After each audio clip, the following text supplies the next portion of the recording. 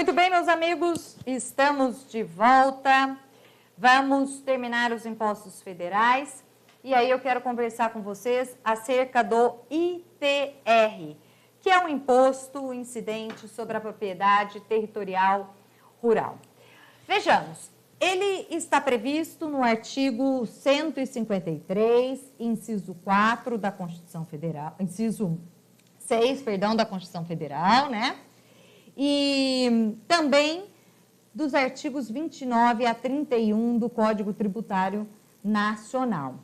Meus amigos, ele é regulado pela Lei 9393 de 96, ok? E também pelo Decreto 4.382 de 2002. Olha, precisamos acrescentar aí as disposições que tratam do ITR, o artigo 153, parágrafo 4º da Constituição Federal, que também, nos seus incisos, nos seus 3 incisos, regula o ITR e traz as características constitucionais do ITR. Bom, meus amigos, alguns dos conceitos da aula de hoje nós vamos aprofundar nas aulas relativas aos impostos municipais, né? Porque o ITR guarda muita relação com o IPTU, IPTU da competência do município, né? ITR da competência federal ou da União. O fato é que, vejamos o fato gerador do ITR. O imposto de competência da União sobre a propriedade territorial rural tem como fato gerador a propriedade, o domínio útil ou a posse de bem imóvel por natureza, conforme definido na Lei Civil. Bom, propriedade, domínio útil ou a posse, nos termos do direito civil, lembrando, né, reiterando que a posse aqui tributada não é a posse do inquilino, é a posse exercida por aquela pessoa que tem a intenção de adquirir a propriedade pelo uso capião, né? De imóvel por natureza. O IPTU, ele incidirá sobre a propriedade de bem imóvel por natureza e acessão física.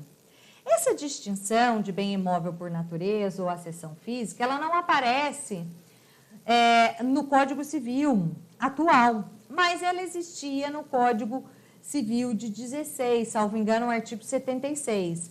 Bem imóvel por natureza, a terra, bem imóvel por acessão física, tudo aquilo que for acrescentado à terra por ato do homem. Vejam que o ITR, ele incide sobre a propriedade, a posse ou domínio útil de bem imóvel apenas por natureza. E isso tem reflexo na base de cálculo do ITR, que é o valor fundiário da terra, é o valor da terra nua, valor da terra sem nenhuma benfeitoria. O IPTU, nós vamos verificar, ele tem como base de cálculo o valor venal do imóvel. O valor venal do imóvel leva-se em consideração tanto o valor da terra, quanto o valor das construções que forem realizados por ato humano, né? O valor do imóvel em sua integralidade. E vejam que o ITR, ele incide, então, sobre a propriedade domínio útil de bem imóvel por natureza, conforme definido na Lei Civil, localizado fora da zona urbana do município. Assim, meus amigos, o ITR, a distinção para a incidência do ITR e do IPTU em regra, a localização, o critério topográfico, geográfico. Está localizado na zona urbana, IPTU. Está localizado na zona rural, ITR, certo? E cabe à lei municipal, vocês observarão isso ao estudar o artigo 32 do Código Tributário Nacional, definir o que é zona urbana. De modo que os imóveis, por natureza, que estejam localizados fora da zona urbana, eles sofrerão a incidência do ITR. Ok, meus amigos? Muito bem? Vejam que o CTN não menciona que o imposto ele incide sobre a propriedade de bem imóvel localizado na zona rural. Repito, olha só, ele menciona que o imposto incide sobre a propriedade de bem imóvel localizado fora da zona urbana do município. Maravilha, meus amigos. Nós temos uma exceção à regra do critério topográfico ou do critério da localização, que é a contemplada no artigo 15 do Decreto-Lei 57 de 96. O artigo 15 do Decreto-Lei estabelece, vem comigo, que se o imóvel estiver localizado na zona urbana e tiver finalidade rural, finalidade agrícola, ele sofrerá a incidência do ITR e não do IPTU. E vejam que o STJ entende que esse decreto está plenamente em vigor, o artigo 15, na verdade, do decreto, está plenamente em vigor. De modo que, meus amigos, olhem só, nós vamos guardar o seguinte: a regra é o critério topográfico da localização. A exceção, imóvel localizado na zona urbana com finalidade rural. Ok? Tudo bem? Maravilha. Base de cálculo. A base de cálculo é o valor fundiário da terra, e aí eu peço para que vocês façam a leitura do artigo, da súmula, 595 do STF. E o contribuinte do imposto é o proprietário do imóvel, o titular do domínio útil ou o seu possuidor a qualquer título. Estamos diante de um tributo que é lançado por homologação. Tá joia? Tributo lançado por homologação. E mais, quais são os critérios constitucionais do imposto sobre a propriedade territorial rural? Inciso 1 do artigo 153, parágrafo 4º. Ele deverá ser progressivo e terá suas alíquotas fixadas de forma a desestimular a manutenção de propriedade improdutiva. Ok, meus amigos? Vejam, quanto mais o contribuinte cumprir a função social da propriedade, né?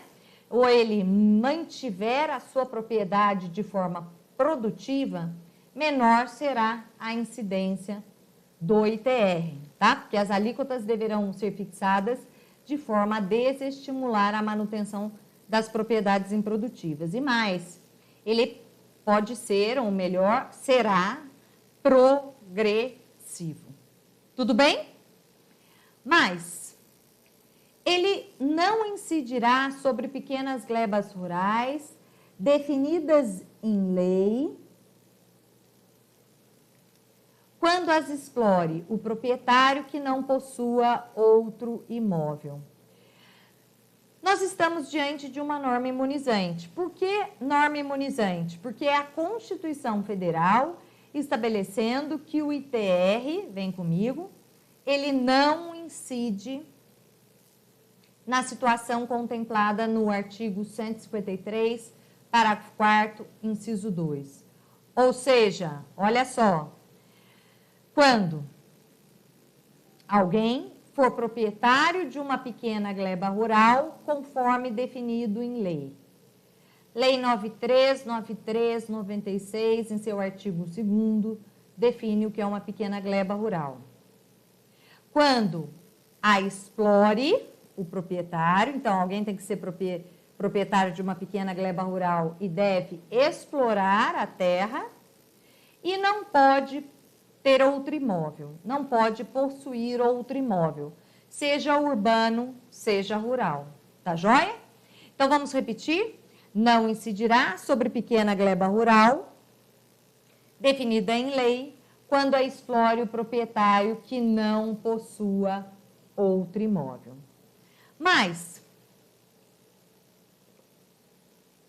inciso 3, será fiscalizado e cobrado pelos municípios que assim optarem na forma da lei, desde que não implique redução do imposto ou qualquer outra forma de renúncia fiscal. Vejam que podem os municípios optarem por exercitar a capacidade tributária ativa do ITR. E a forma prevista na lei para que eles venham a formalizar esse desejo de exercitar a capacidade tributária ativa é a celebração de um convênio com a União. Então, podem os municípios, para exercitar a capacidade tributária ativa do ITR, celebrar um convênio com a União, hipótese em que prevê a Constituição Federal que o município ficará com 100% da arrecadação tributária do ITR. Vejam aí que eu mencionei a Lei 11.250, tá? Que regulamentou, portanto, esse inciso 3, Lei 11.250 de 2005. Beleza? Então, olha só. Vejam só. A capacidade tributária ativa do ITR pode ser exercida pelo município. A competência tributária, meus amigos, continua sendo da União. A União pode criar o ITR, né? Como de fato já criou. O poder de arrecadação e de fiscalização é que pode ser transferido para o município em que está localizado o bem imóvel. Mas atenção, se o município não manifestar o desejo de exercitar a capacidade tributária ativa do ITR, ele ficará, meus amigos, com 50% da arrecadação do ITR. Certo? Vejam que, olhem o artigo 158 da Constituição Federal, inciso 2, que o município ele já tem direito a 50%. Se ele exercitar a capacidade tributária ativa, ele terá direito aos outros 50%. Bom, são poucos os municípios que optam por exercitar a capacidade tributária ativa do ITR, porque o valor cobrado a título de ITR é baixo. E aí o que o município gasta para conseguir materializar essa cobrança, exercitar a capacidade tributária ativa, acaba sendo inferior àquilo que efetivamente ele arrecada. Muito bem? Anotaram? Maravilha. Bom, passemos agora a estudar os impostos estaduais e do Distrito Federal, que são aqueles previstos no artigo 155 da Constituição Federal. Compete aos estados e ao Distrito Federal instituir os seguintes impostos, ou impostos sobre: 1. Transmissão causa-mortes e doação de quaisquer bens ou direitos. Estamos diante do ITCMD ou do chamado ITCD. 2. Operações relativas à circulação de mercadorias e sobre prestação de serviços de transporte interestadual, intermunicipal e de comunicação, ainda que as operações ou as prestações se iniciem no exterior. Estamos diante do ICMS, que incide sobre a circulação de mercadorias e sobre a prestação de dois serviços: transporte entre estados e entre municípios e o serviço de comunicação. Ok? E mais, artigo 155, inciso 3. Compete aos estados e ao Distrito Federal instituir impostos sobre a propriedade de veículos automotores. Estamos diante do IPVA. Bom, a competência tributária para a instituição dos impostos estaduais, ela é exaustiva. Os estados e o Distrito Federal não podem criar outros impostos além dos aqui discriminados, no artigo 155, ok? Diferentemente do que acontece com a União. Portanto, meus amigos, eu vos convido a estudar o imposto incidente na transmissão causa-mortes e doação de quaisquer bens ou direitos. Vamos juntos? Vamos lá. Então,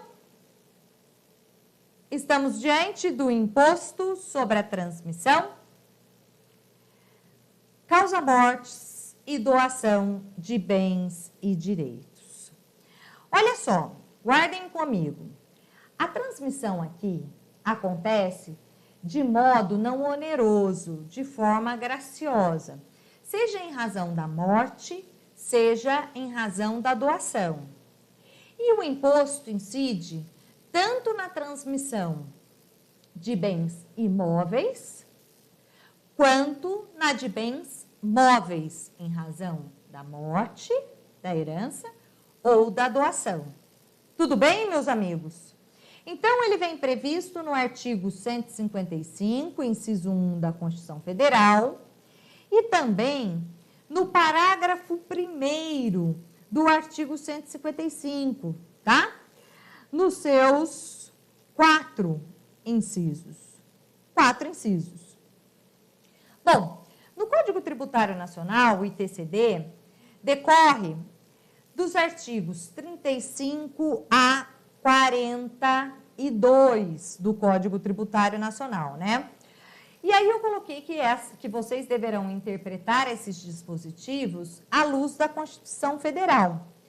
Porque se vocês abrirem o artigo 35, vocês observarão que está escrito aí: o imposto da competência dos estados sobre a transmissão de bens imóveis e direitos a eles relativos tem como fato gerador a transmissão a qualquer título da propriedade de bens imóveis ou a transmissão a qualquer título de direitos reais sobre imóveis. Vejam que nós tínhamos um imposto que era da competência dos estados, né, que incidia sobre a transmissão de bens imóveis e de direitos relacionados a imóveis, tanto de forma graciosa quanto de forma onerosa. O que aconteceu na Constituição Federal de 1988? O ITBI, que é da competência, ou ITIV, né, que é da competência dos municípios, a eles, aos municípios, a um imposto, ficou reservada a transmissão de bens imóveis e direitos relacionados a imóveis por ato oneroso, ao passo que para os estados e para o Distrito Federal ficaram reservadas as transmissões de bens imóveis ou móveis por ato não oneroso, tá? Então, essa regrinha aqui do artigo 35, as regrinhas do artigo 35 a 42, elas serão aplicáveis também ao ITBI, tá? Imposto da Competência dos Municípios. Qual é o fato gerador? Fato gerador, então, do ITCMD é a transmissão de bens e direitos em razão da herança ou da doação. Óbvio que esses dispositivos não criaram o ITCD, porque é preciso que lei estadual crie e regulamente a incidência do ITCD. Então, assim, nós temos que estudar as regras gerais, né, tanto constitucionais quanto do Código Tributário Nacional, porque, meus amigos, não dá para a gente conhecer, a lei de todos os estados, ok? Maravilha. O ITCD é lançado por declaração, lançamento misto. Vocês sabem, meus amigos, e já participaram, né? Aqueles que advogam ou ainda não, né? Estão só apenas estudando nesse momento, mas se já tiveram a oportunidade de passar por um ITCD na vida ou no estágio, viram que é preciso que o contribuinte ingresse no site da Secretaria da Fazenda do Estado e faça a declaração do ITCD, informando ao fisco os elementos relativos ao fato gerador. Bom, eu coloco aí para vocês, então, um quadro em que nós fazemos uma distinção formal entre o ITBI e o ITCMD, né? ITCMD, portanto, é da competência dos estados, do Distrito Federal, nos termos do artigo 155, inciso 1, ao passo que o ITBI é da competência dos municípios e do Distrito Federal, artigo 156, inciso 2, da Constituição Federal. O ITCMD, ele incide, como eu acabei de dizer para vocês, na transmissão de quaisquer bens, sejam eles móveis e imóveis, e de direitos em razão da morte ou da doação. Já o ITBI, ele incide na transmissão apenas de bens imóveis e direitos reais sobre esses imóveis, exceto os direitos reais de garantia. É uma norma imunizante, vocês chegarão nela. O ITBI, então, o ITBI, ele não incide na transmissão de direito real de garantia, tá? Hipoteca, penhor. E mais, o ITCMD, ele deriva de um ato não oneroso, né? De transmissão de bens, móveis, imóveis e direitos, ao passo que o ITBI só na transmissão de bens imóveis por ato oneroso, ou seja, entre vivos. Tudo bem? Mas, quando que acontece o fato gerador do ITCMD? Nós vamos ter que separar, ok? Por quê? Vejamos. Quando nós falamos da transmissão causa-mortes, o fato gerador acontece no momento da morte, ou seja, da abertura da sucessão. É o que estabelece o artigo 1784 do Código Civil. Então, gente, é a lei do momento da ocorrência do fato gerador, vocês já sabem disso, que deverá regular o lançamento. Então, é a lei do momento da morte que deverá regular o lançamento do ITCD, na verdade, do ITCM, né? Imposto de Transmissão Causa-Mortes. E aí, o artigo 35, parágrafo único, estabelece que nas transmissões causa-mortes ocorrem tantos fatos geradores distintos quanto sejam os herdeiros ou legatários. Olhem que interessante, meus amigos. Opa, deixa eu voltar aqui. Olhem que interessante. Então, na transmissão causa-mortes, se o falecido tiver 4 sucessores, nós temos 4 fatos geradores. São tantos fatos geradores quanto sejam os herdeiros e sucessores. E 2 súmulas aplicáveis aí ao ITCD, a súmula 112 do STF e a 113. A 112, o imposto de transmissão causa-mortes é devido pela alíquota vigente ao tempo da abertura da sucessão.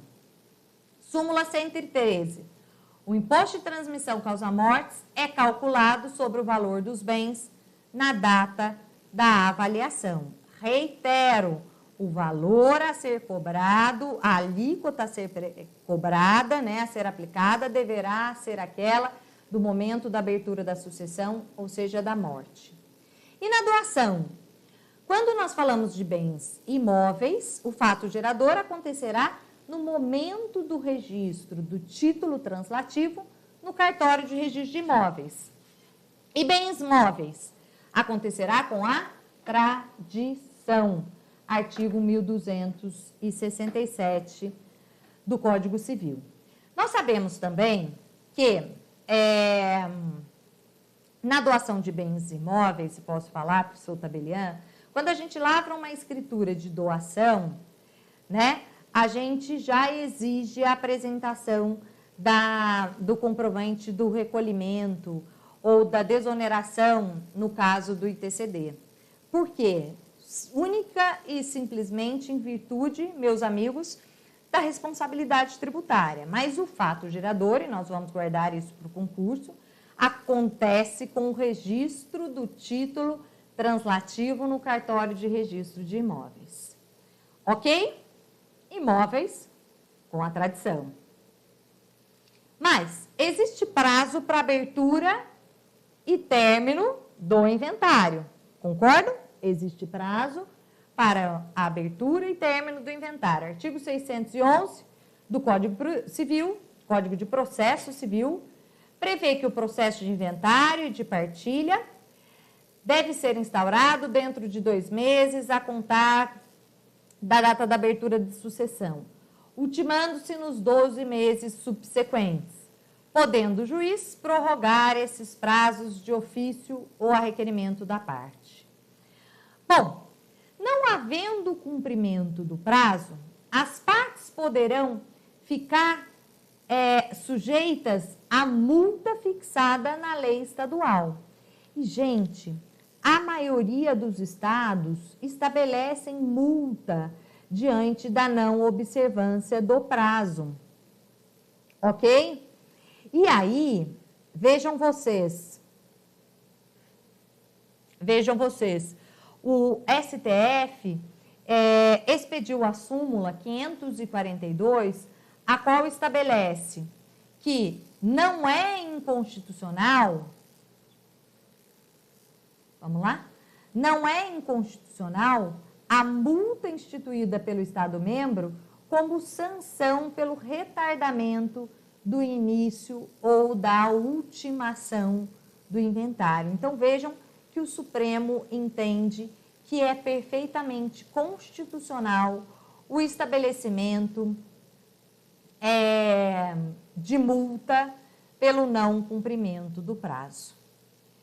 Meus amigos, vamos então parar por aqui. Nos vemos muito em breve.